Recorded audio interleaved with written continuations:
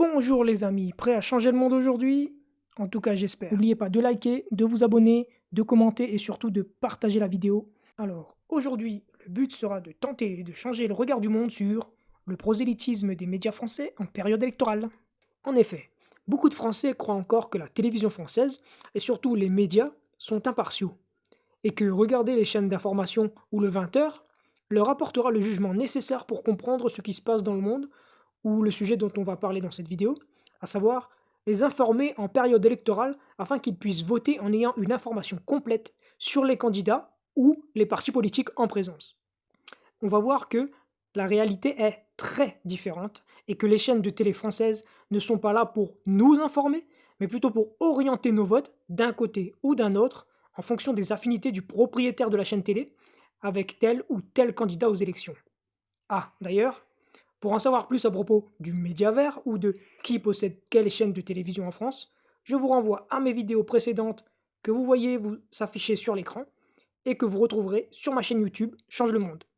Mais revenons au sujet du jour, avec un exemple très parlant.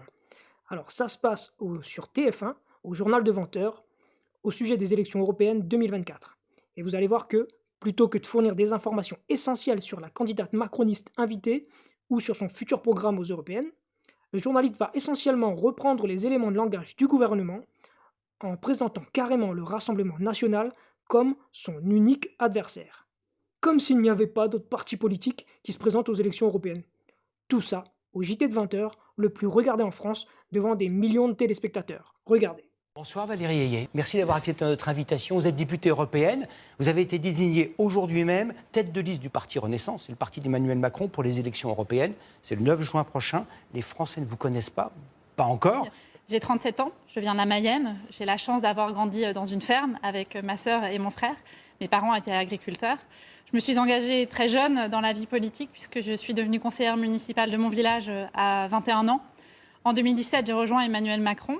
En 2019, j'ai eu la chance de devenir députée européenne. Vous l'avez dit, vous êtes d'une lignée, d'une famille d'agriculteurs de Mayenne. Est-ce que ça a compté dans le choix au milieu de cette crise sans précédent depuis très longtemps dans l'agriculture française? Est-ce qu'on s'est dit, ce sera le bon choix pour cette raison-là? En tout cas, c'est vraiment quelque chose qui est très identitaire pour moi. Je suis très fière d'être issue du monde agricole. Et évidemment, je suis fille d'agriculteur, je suis aussi députée européenne. Et l'Europe, c'est vraiment au cœur de mon engagement. Votre adversaire, peut-être que vous me direz le contraire, c'est la tête de liste du RN, Jordan Bardella. Quand vous parlez de lui, quand vous écrivez sur lui dans vos tweets, vous le citez et vous lâchez vos coups. Vous dites de lui, vous dites que c'est son imposture crasse. Vous le traitez de menteur un jour, menteur toujours, propagateur de fake news et de fausse indignation. Donc ce sont vos tweets. C'est ce ton-là que vous allez adopter contre lui? Alors non TF1, non Gilles Boulot. Ça, ce n'est pas du journalisme, c'est de la propagande.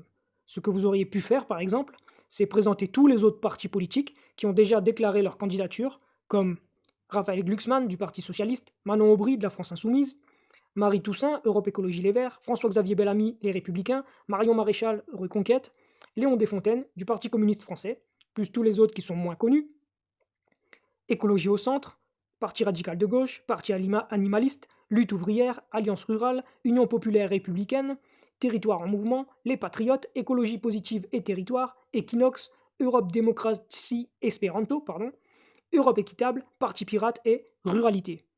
Ainsi que tous les autres qui n'ont pas encore annoncé leur tête de liste, comme le nouveau parti anticapitaliste, le NPA de Philippe Poutou, Debout la France de Nicolas Dupont-Aignan, le Parti fédéraliste européen, Résistons du double candidat à l'élection présidentielle Jean Lassalle, le mouvement des progressistes et Écologie autrement, le Parti des travailleurs, le Parti Europe Égalité Écologie, l'association Droits du parent et de l'enfant, et l'Union de la résistance portée par Francis Lalanne et Dieudonné. Et enfin, le parti d'Antoine Wechter, mouvement écologiste indépendant, qui, je le pense, vous réserve une belle surprise pour ces européennes. Alors, pour cet exemple, c'est tombé sur TF1, mais sur d'autres chaînes, c'est encore pire la plupart du temps. Maintenant que ça c'est dit, sans transition, passons au scoop du jour. Ce scoop me concerne, je vous le dis en avant-première, c'est officiel, je me présente aux élections européennes de 2024. Je ne vous en dis pas plus pour le moment, mais si vous voulez savoir quelle liste je soutiendrai et sur laquelle j'apparaîtrai sans doute, Retrouvez-moi sur la chaîne pour la prochaine vidéo. Et surtout, n'oubliez pas de liker, de vous abonner, de commenter et surtout de partager la vidéo.